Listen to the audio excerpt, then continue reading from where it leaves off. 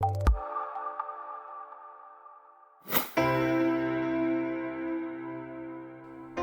c'est le pays dont nous parlons et que les Congolais aiment. Les royaumes, les empires des grandes civilisations ont disparu de la surface de la Terre parce qu'à un moment donné, ces royaumes, ces empires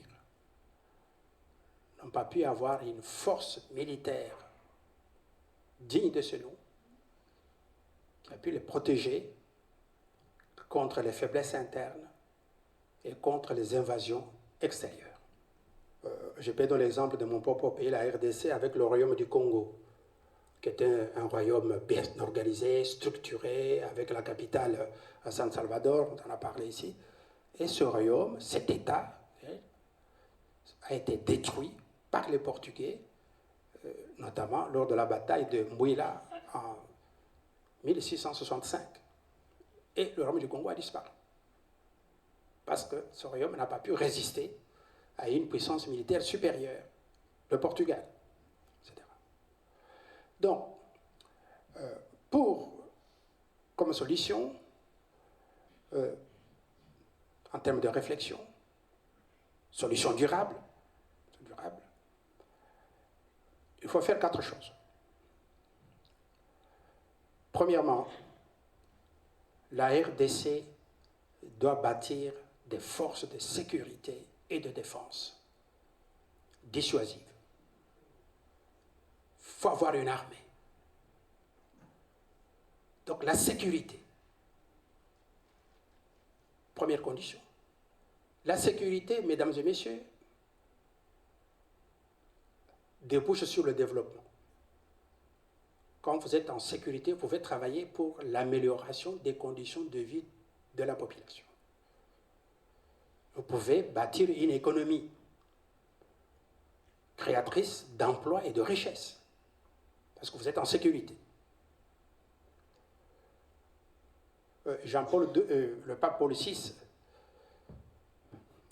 vous passez au siège des Nations Unies à Manhattan, à New York, je suis passé là il y a quelques années, vingtaine d'années, j'étais frappé par la phrase de Paul VI qui s'est retrouvée partout dans les couloirs du siège des Nations Unies, parce que cette phrase existe toujours, en disant « La paix a un autre nom,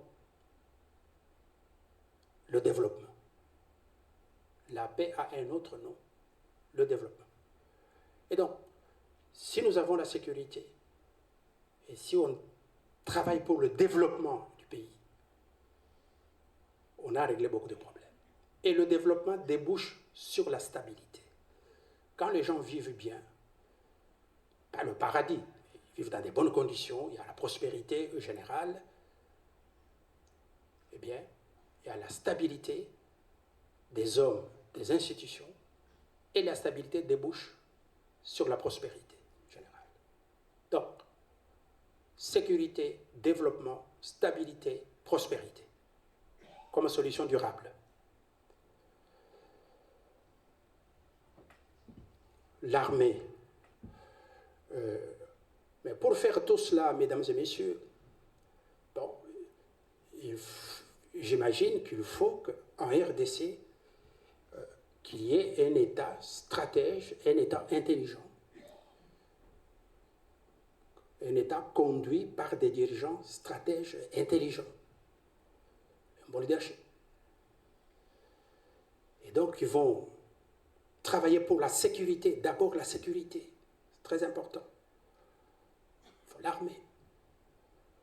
Après, le développement, pas sombrer dans la corruption, dans le désordre, dans l'anarchie, dans la cupidité. Il ne faudrait pas qu'il y ait des dirigeants cupides, des prédateurs. Donc il faut qu'on arrive à structurer notre développement avec la base comme l'agriculture, par exemple, qui est génératrice des millions et des millions d'emplois à travers le pays. Le développement de la RDC, c'est l'agriculture, ce ne sont pas les mines, par exemple. Bon, on pourra parler de questions de développement. Et sauf que si nous avons la sécurité avec une armée dissuasive, nous lançons dans le développement du pays.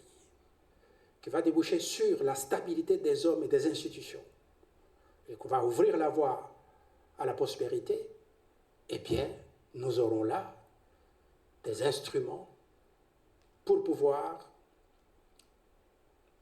avoir des solutions durables à la crise à l'est de notre pays, comme sur l'ensemble du territoire de notre pays. C'est un schéma qui est incontournable. On ne peut pas échapper à cela. Maintenant, comment créer des forces de défense dissuasives, avoir une armée de ce nom? Eh bien, aujourd'hui, avec la technologie moderne, les armes modernes, etc., il faut que le gouvernement congolais mette de l'argent dans l'armée, dans les forces de défense et de sécurité. L'une de ces noms. On ne peut pas accepter de voir des gens armés de couteaux et en train de créer le désordre à travers le pays et on est en train de se plaindre. Donc, ce schéma-là, en termes de réflexion, me paraît incontournable pour que nous puissions trouver des solutions durables dans la crise qui secoue notre pays, non seulement à l'est du pays, mais même sur l'ensemble du territoire. Voilà les quelques réflexions que je voulais partager avec vous en ce qui concerne la solution de la crise qui secoue notre pays. Et en grande partie, les solutions à tous ces problèmes dépendent en grande partie de nous-mêmes Congolais.